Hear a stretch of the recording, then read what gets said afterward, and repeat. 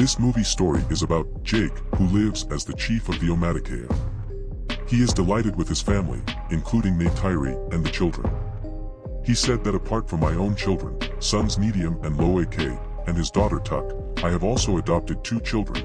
Kiri, the one who is the daughter of my old companion Grace, died after giving birth to her, and there is another child, Spider, which belongs to humans. Because a few years ago, humans had come to live on this planet, where I am living now, but when they went back to Earth, this child left here. Since then he has been with me. All these children play a lot with each other and take good care of each other. Jake teaches all his children everything, like archery, fishery, and much more. All of them are very happy with this life, but one night, Jake and Neytiri see a shining white star in the sky. So as it comes close, he finds out that this is the spaceship of humans that is coming to live in their beautiful world once again. Due to the exhaust fire coming out of spaceship, a fire is lit in the jungle, which kills a lot of animals and causes a lot of damage. Humans come out of it, who were sitting inside the big robots, and they also had very big machinery vehicles, which are crushing everything that comes in the way. While Jake and Neytiri have nothing left but to cry after seeing this destruction. Don't know why human forgets humanity. Anyway, now the lab is shown, where a blue-colored man, who looked exactly like Jake and his family, he gets out of control and starts fighting people around him. While controlling him, he is told that you are our Colonel Miles Quaritch, and you are a human. After your death, we have given you such a body with the help of modern technology, because of which you will be able to live on this planet. You will look like the people of this planet, so you don't have to worry. Similarly, many people are given such a body, which we can see in the people standing around the Colonel. On the other hand, Jake and his companions destroy their train to stop the humans, in which their weapons and food were being brought. These people were on the flying creatures themselves, and after destroying the helicopter, they loot their stuff. When the Colonel finds out about this upcoming loss, he plans to kill Jake, because Jake is the chief of the shipwrecked people. Basically, Jake and the people who look like him are called the shipwrecked people. These are all the people who live in the jungles, and they were the ones who attacked the train, but the Colonel's senior officer tells him that whenever we sent our ships into Jake's jungle, their flying creatures always destroyed them. You are our hope, you can do something. So the Colonel walks with some of his companions into the jungle, where Jake's children were playing. They see humans coming toward them and tell their father, but at the same time, the humans catch them. In a short while, Neytiri reaches there and shoots an arrow through a human's head. The fight begins between the two. Neytiri frees most of them, but the Colonel picks up Spider and takes him with him, who was a human child, whom they had adopted. Neytiri was worried about her child, but Jake says that we will have to leave the jungle. I am chief here, and the Colonel is behind me, because when the first humans came here, I was the one who killed the Colonel. Now, because he has come back alive in a blue body or avatar, he wants to kill me. If we and our entire family leave here, then we will be able to save the lives of the rest of our tribe. Because Spider will soon tell him our location, where we live, and humans will reach here. Neytiri does not want to go but finally agrees. On the other hand, humans are torturing Spider and asking for his home address, but he is brave and does not say anything. Later the Colonel comes and stops her and says that he is a human, so we will talk to him like humans. He extends a hand of friendship to him and says, I am your real father, and the last time I came to the world, I deliberately left you here because I did not want to take you with me. But now I have a feeling and I will take you back with me. That innocent child agrees that okay, I will show you the place. On the other hand, Jake and his family leave their tribe and sit on their flying creatures and go far away from here. That at least they get a new place to live somewhere and they can live there.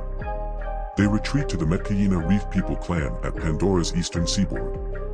The people living here look green. The Reef People make fun of them in the beginning. Like they say that their tail is thin, their arms are thin, and many more. Later Chief Tanawari comes and says that you are a resident of the jungle. There is no need for you to stay near water. You do not know how to survive in the water, but Jake says in response that we will learn everything very soon, and I need you people for my family so that they can live here safely. Now, Chief Tanawari agrees and also allows them to stay. The next day, the children of Jake are being taken around by the children living there. While Loeke connects his hair with a creature there, so he quickly floats in the water. Because of this, he falls and all the people there start laughing. The next day, some of the children there are calling Kiri crazy. In addition, they also misbehave with her and bother her a lot. Then Kiri's brothers also come there and they start beating Cyria's brother Ayanam. Why did you say this to our sister? But when Jake finds out, he starts scolding his own son. Why did you beat him? He is the son of clan chief Tanawari. Go and apologize to him. When he goes and apologizes, Ayanam was still angry and he wanted to betray him. He wanted to take revenge. He says that I will take you to a good place. Ayanam and his friends entice him to a trip into the territory of a dangerous sea predator and leave him stranded. Then a Tulkun comes from the deep water and attacks him. Because of this he starts drowning. The creature keeps attacking him and trying to eat him. Both are in front of each other. That's when the Payakan, a Tulkun, comes there, puts the Tulkun in its mouth, and hits it hard on the stone and ends it there. Meanwhile, Loake can't breathe in the water and drowns. As his eyes open, he sees that the Payakan has saved his life and he is lying on top of it. Loake sees that the Payakan is also injured. So he takes out the spear from his body and gives him peace, which makes them friends, and that Payakan drops this boy off with his family. When Tanawari finds out that his own son deliberately left our guest to die near the territory of a dangerous sea predator, he starts punishing him, but Loake says it's not his fault. It was my idea to go into the deep water. I only said that we go there. After listening, Ayanam is ashamed that he saved me and that I did wrong and wanted to kill him. Later they become good friends. Loake tells everyone that the Payakan saved my life. All his friends start making fun of him and no one believes him. The next day he goes to the Payakan again and enjoys it a lot. They both play a lot with each other.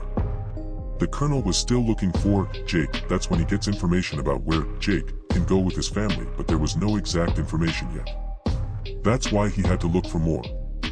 The colonel had also taken control of some of the flying creatures there. The local Navi people there used those creatures. Everyone goes to find Jake and reaches an island where indigenous tribes say we have never seen whose picture you are showing us. The colonel thinks that all this is a lie, so he kills a creature of these people. Spider explains to him that these people don't know anything and they only catch fish, so leave them. They don't know anything. The colonel also agrees with his son, but the cruel man still sets their living place on fire while leaving. In this way, he goes to other places and starts killing a lot of innocent indigenous tribes. He asks a lot of questions, but by this time, he doesn't know where Jake has gone. In the same way, all these people see a Tulkun. They attack it with a chain made of iron and some small missiles. Apart from this, they also attack it with an ultrasonic gun. Due to this, Tulkun is unable to attack humans and humans can catch it very easily. That Tulkun is floating with his small child which has never harmed humans, but it was suffering from pain, and in the end, it ended there. Its small baby floats around and calls it, and humans were happily clapping with great shame that he succeeded in his mission. Seeing all this, the colonel's son is in a lot of pain because he was worried about all these animals and it was not at all tolerating this upcoming cruelty. Humans catch that Tulkun and take it with them. They go inside his mouth and drill a hole in the upper part of his mouth with a drill machine, from which a yellow fluid comes out that is such water that whoever drinks it, his age will increase very slowly. That is, he will get many years to live and will not die soon, and the price of this liquid is also in crores of dollars. The next day, when the Mekayina learn of the Tulkun slaughters, and after that, they start blaming Jake. Humans have come here because of you and now they are killing our creatures, and very soon we too. So whatever happened, it's done. Tanawari says that we will compete with humans. After a while, Loake goes to meet the Payakan again and sees that there is a device like a transmitter on it. Because of this, the device stopped the Payakan there and it was not able to move from there.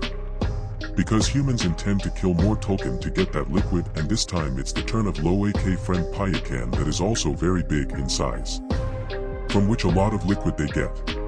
That's why humans are now trying to kill this Payakan. The son and the rest are also with him while humans are moving in this direction. The colonel also watches those children from a distance.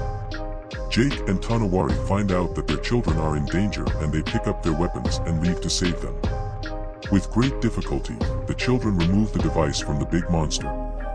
Because of this, Payakan floats ahead and leaves, and finally, its life is saved, but humans are still chasing the children while firing.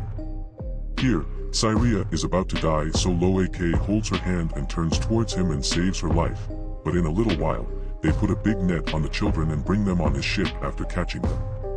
Meanwhile, the children's parents also come here. Jake sees his children tied up by the colonel on deck. The colonel says that if you want to save the children's lives, then come alone on the ship. So, Jake decides to go alone for the betterment of everyone. Only then Loak befriends Payakan, comes up from under the water. He gets on their ship and with its flippers and fluke starts attacking the people standing there. It was destroying everything, and seeing this, Jake and the Metkayina Reef people also get a chance to attack humans, and all those people start heading toward the ship. There is a lot of fighting between humans and all these Metkayina Reef people. A lot of humans are also killed, and some Metkayina Reef people are too. Payakan jumps over a small ship of humans and ends them by pressing them with an iron rope. Jake also comes to the children while fighting with humans and gets them released from there. Medium and Loak also find their brother Spider and run away from there and save their lives. During this, Loak was dead, and Neytiri can't control her emotions and starts screaming while weeping. Jake's two children are again caught by the colonel, and those people are waiting for Jake to come to save them, and seeing this moment, we will kill him. Jake comes there very silently and makes a blast, due to which there is fire everywhere. A lot of humans are also killed. Neytiri also ends a lot of humans with her arrow forever, and ends a human by showing angry eyes. Because she just lost her son, she had pain in her eyes. On seeing the opportunity, the colonel puts a knife on Kiri's neck and tells them to put down their weapons, but during that time, Neytiri comes there and puts a knife to the spider's neck. Seeing this, the colonel has to leave her daughter. Now finally, there is a man-to-man fight between the colonel and Jake. After a lot of difficulties, Jake ends the colonel by strangling his throat, and this cruel colonel starts drowning, but the colonel's son saves him from drowning and brings him to the shore. Because the colonel saved his life when Neytiri had put a knife on him. When the colonel says, "Son, come with me," he gets angry at him and goes to his family, and seeing him, Jake's family is also very happy and loves him like before.